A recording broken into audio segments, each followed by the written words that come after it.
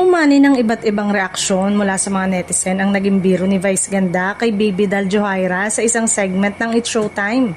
Agad itong naging usap-usapan sa social media matapos kumalat ang video clip ng naturang eksena.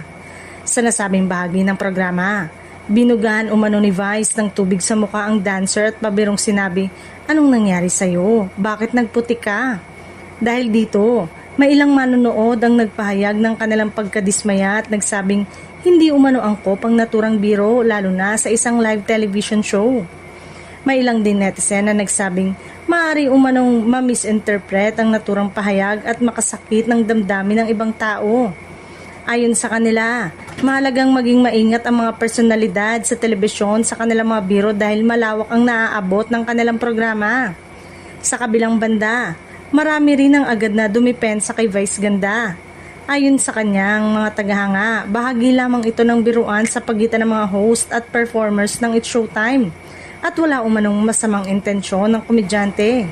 Iginiit pa ng ilan sa kanyang supporters na kilala si Vice sa kanyang kakaibang estilo ng pagpapatawa at malapit ang samahan niya sa mga taong kasama niya sa programa.